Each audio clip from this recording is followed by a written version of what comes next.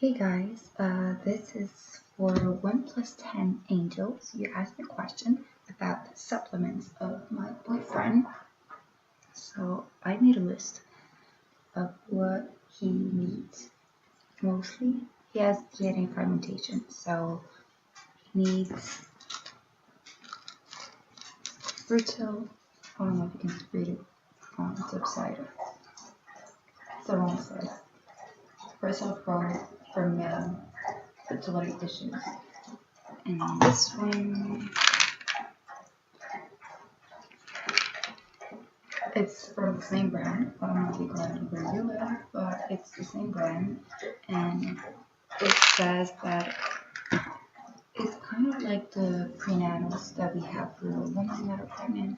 It's the same thing for men. It helps with their sperm, mobility, quality, quantity, and it helps with DNA.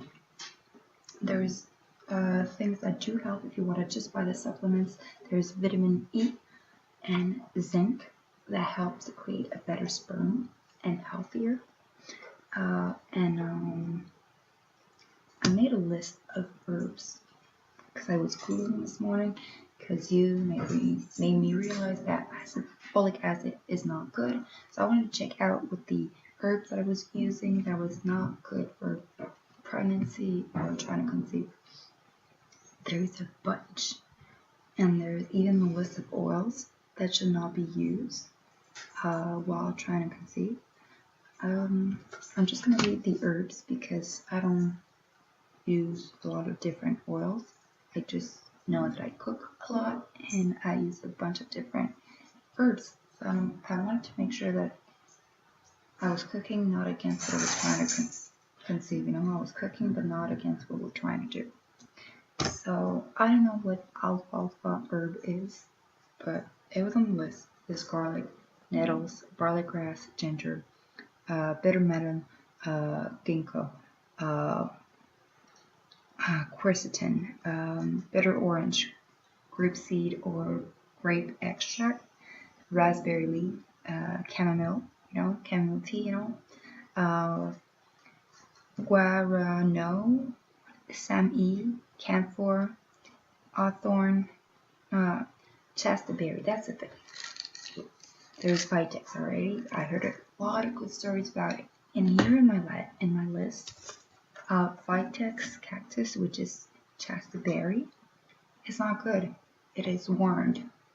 I don't know why it is warned about. It's just like I just wrote the list, but I used it for a while, and actually it didn't work out for us. Anyways, I have problems with my cycles and problems with ovulations. So I heard about it and I thought it was gonna work out for us, but it didn't. The few months that I did try it, it fucked up my system and my cycles too. So I'm not gonna try it again. It's in my cabinet, but it's gonna stay there until I know what to do with it. Maybe it worked for some people, but there wasn't any proof that it did really help anyone that had issues, that had like real big issues. But then again, when you've been trying to conceive, you're pretty much willing to try anything you read about, which is good because you got to make your own opinion about everything. So we tried that, didn't work out for me. So it's put aside for now. There's lavender, which I didn't know, stevia sugar, chia. I thought it was good because every videos that I watched, I heard about chia, how it's good for your body and all, but it's not good when you're trying to conceive. There's tea, which I drink a lot. I drink a lot of tea. It's winter here. It's minus 30 degrees here. So whenever it's super cold, I like to drink a cup of tea. So it warms me up a bit. So I think I'm going to change. I'm going to switch to fruit. No tea, no caffeine, nothing. I guess it's mostly for the caffeine because it says green, black, and white and oolong tea. So those are the ones with caffeine. So I guess if I take tea without caffeine, I would be alright. I'm just going to look into it anyway. So lemongrass, valerian, coffee of course, marshmallow, root and leaves, wheatgrass, echinacea. I had that for when I have a cold. I use that usually. I'm going to stop using it.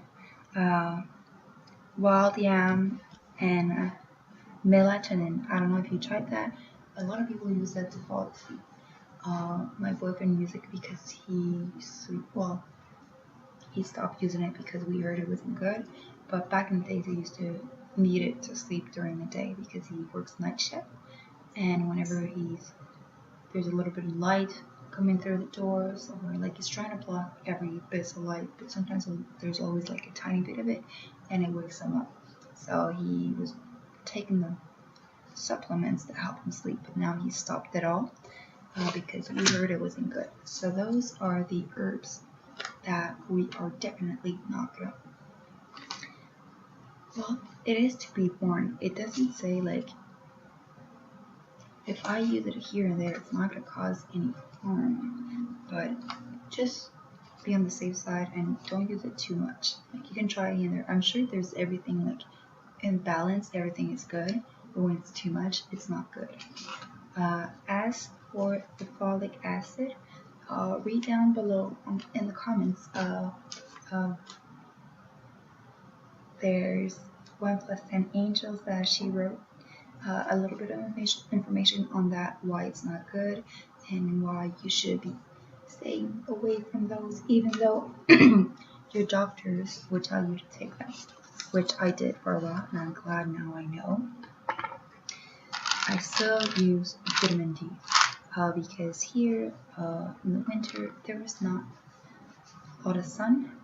It's longer nights and less sun, and I'm allergic to cold, so I can't really go outside and enjoy the sun when it's there for longer than 15 minutes without having to take allergic pills, which I don't want to take because I know that that is not good for trying to conceive. So I'm trying to stay away what needs to be out of my system. So I know that if I'm not out in the sun often, I'm just going to use the vitamin D. I had the coenzyme that I had for a while, Q10. It's pretty similar to these for my boyfriend, for my pH, and but it's for women with eggs issues, and I do. I never had good line, and never had like my doctor. I don't know how he knows. He just told me I had weak eggs because of how my periods are. Whenever I do get them with the meds, they're weird.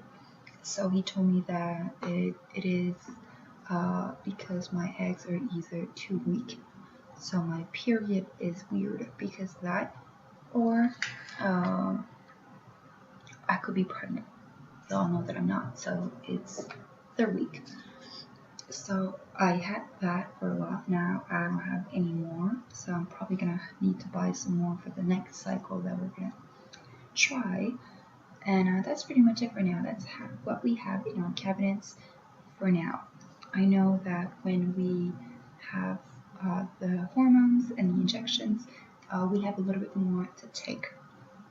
But for now, this is what we use on our regular basis. Except the Vitex and the folic acid. I don't know if I use them, but I mean vitamin D. I'm gonna get vitamin B too because I know that I need that. And I'm probably gonna get some vitamin E for my boyfriend, and we have zinc already in the cabinet. So I really wish this video helped you. There's also oils you gotta be warned about. I don't know if you want me to make that video or if you can just link actually the website down below, so that way it's gonna be easier for you to read them all.